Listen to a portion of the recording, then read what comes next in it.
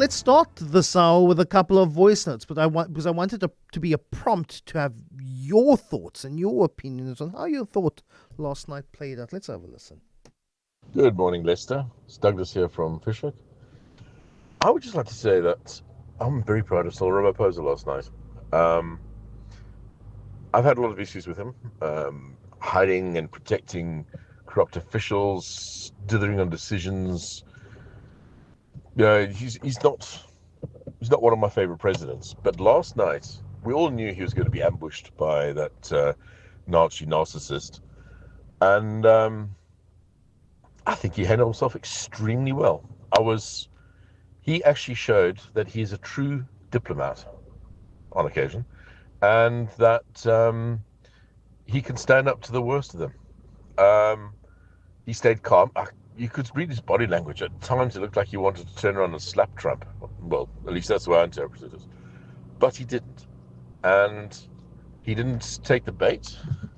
And he definitely proved himself a true gentleman and a worthy president of our country. Well, last night he did. And I have to say I'm very proud of him. Good morning, Eusebius. My take on Donald Trump. First of all, Donald Trump doesn't care about anything. He doesn't care about his three wives, how he's treated his three wives. Why would he care about anybody else in the world?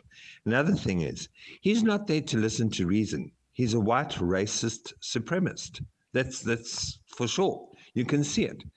Doesn't matter if John Steenhuisen comes in and starts talking and telling him, no, what you're getting is wrong. The reports that you're getting is wrong. And he's not listening to that because as far as he's concerned, John Steenhuisen is part of this clan of, paid off people to come and talk. The thing is, Donald Trump will never, ever, ever listen to any reason with anybody. And like I said, he's a racist supremacist. So the whole delegation were wasting their time. And it's just such a pity because that orange fool just irritates me. Yes, maybe all round-faced, brown-skinned radio presenters all look the same. Eusebius is unfortunately late and may rest in peace wherever he is. But thank you very much for those voice notes. Patrick Bond, really appreciate your time. Director for the Center of Social Change. What last night did was it messed up the programming and the rating schedules for the primetime soapies last night, because it seems like every South African and a lot of the US media trained on that meeting in the Oval Office. How important was it in terms of global attention? Patrick, good morning. A very good morning to you and the listeners. Interesting voice notes. I think the problem of who the audience last night was could be spelled out with Trump promoting a MAGA line, the Make America Great, speaking to his base, who are disaffected white men from poor and working and middle-class traditions, and they would have some intrinsic support for apartheid, the way you heard Ernie Els talking in a nostalgic way about how the U.S. supported apartheid, and especially, he said, supported our troops in Angola. Now, that sort of, let's say, buddy-buddy racism through the golfing fraternity was, to me, disgusting. And it's just shocking that instead of bringing Zingi is obviously the COSATU president for sure, but instead of really bringing a cross-section of South Africa, this was elite deal-making at Ramaphosa's finest. Does it get anywhere? No, it doesn't, because immediately after the event, the White House, you can look at their website, whitehouse.gov, put out yet more statements, including all sorts of misleading press statements saying President Trump was right. So that whole long effort to explain the alleged Afrikaner genocide is mainly rural crime without a sort of racial agenda of any sort, aside from Julius Malema's 4-minute clips there. This, I think, really failed. There was no effort made to address the really big violence problem, which is the U.S. supporting a genocide in Gaza. There's no effort to address the brutally unfair trade and especially the U.S. aid. I mean, he was asked once about this impact of U.S. aid cuts, probably killing in the hundreds of thousands this year, with food aid in Sudan, with AIDS medicines, with climate support, all being withdrawn by Elon Musk and Donald Trump. And he was just babbling on about it. Donald Trump, I mean. So nothing that really got to the core problems in our society. And then this handover talk for the G20 really is very disturbing, isn't it? When you think that Donald Trump will have that awesome influence over global governance next year. Unless, I mean, maybe the experience will get everyone to say, does Donald Trump really deserve to run the G20 in 2026? Maybe we should vote him off the island this year. And he'd only have 3 friends, I think, who are Mohammed bin Salman from Saudi Arabia, Javier Milei from Argentina, and maybe Giorgia Meloni from Italy, who would vote to keep him on the island. A moment of maybe naive nicety, or maybe a little bit more bobbed when Cyril Ramaphosa said, sorry, Mr. President, I don't have a plane to give you, because Qatar has gifted Donald Trump a $400 million plane, which many people see more than just a gift, a token, actually more of a bribe, and that's how you get business done with Donald Trump. Yeah, the polite term for that, Lester, they say, is transactional. But you're absolutely right. It's corruption. It's blatant. There's been really every day in the White House some additional incident. Now, what did President Ramaphosa bring? A 14-kilogram book of South African golf courses. It was pathetic. But, you know, I'm glad he wasn't openly saying you can have our offshore oil and gas leases. By the way, Total from Paris and Shell from London have already, you know, kind of gotten a big hold on those. This is what's been rumored, that this is on offer. New York Times reported it from Vincent Magwenya, or that there are special mineral deals, or that Starlink will be given some exemption from an affirmative action partial investment requirement. Those are being reported. And so we don't really know the extent to which behind the scenes there was a $400 million Qatar 747 equivalent. But we can just hope that that sort of bribery isn't something that South Africa does. I mean, we did it apparently in 2010 to get the World Cup with a $10 million bribe to some of the corrupt FIFA elites. But hopefully the embarrassment there will prevent it from happening again.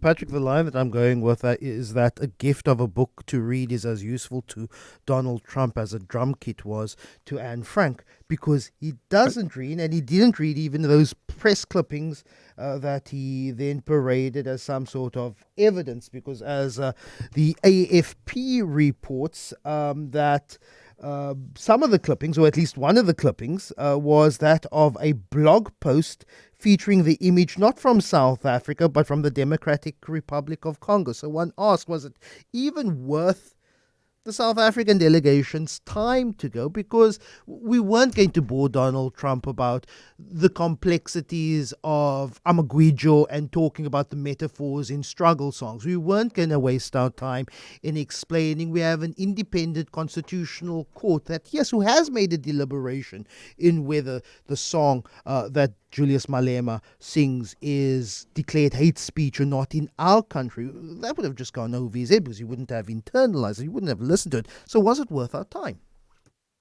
No, I don't think so. The question is legitimation, isn't it? It's whether President Ramaphosa bows down, and instead of carrying the torch of, I think, a valid anti-imperialism, because Donald Trump's withdrawal from the climate negotiations, from the World Health Organizations, his wrecking of world trade and world financial markets, the U.S. aid cuts that do such damage on humanitarian aid, all these to me represent a moment to say this version of imperialism, let's call it paleo-conservative as they do, that is, it's from the far right, isolationist, Islamophobic, and racist and sexist kind of perspective. It's not the suave neoconservative or neoliberal versions we've seen from the likes of Obama and Biden. And I think that anti-imperialism is desperately needed. You can just imagine poor Cyril Ramaphosa going to the BRICS summit, which is in July 6-7 in Rio de Janeiro, and having to answer questions amongst his mates there.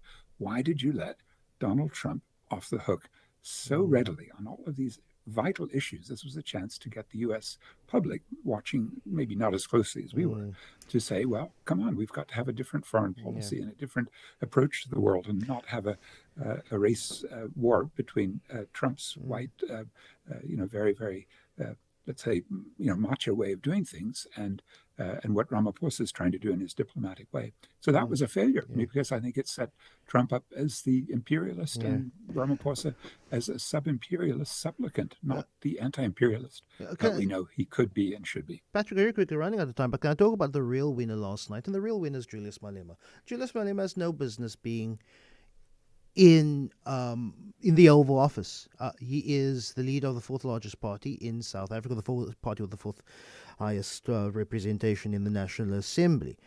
What Donald Trump did yesterday was provide him a platform, whether you agree with Julius Malema or not, but he provided him with a platform to say, to firstly get global attention, now fame. He now becomes a torchbearer for millions of disaffected Africans, whether it be in Namibia, which already has a branch of the EFF party, Uganda, Cote d'Ivoire, East Africa, who have legitimate critiques over a current system, but now you give him the spotlight, and Donald Trump gives Julius Malema a platform tonight to now enter onto the world stage, Patrick. Yes, I think that's one of the factors, which is that the likes of Trump needs to find a bogeyman. He needs to find some way to create an other. And in the old days, it would have been a communist. And then, the 1990s, they switched to Muslim, and I think probably black militants. And when you see especially the popularity of Ibrahim Traore, the coup leader in Burkina Faso, who has such incredible rhetoric and followings around the world.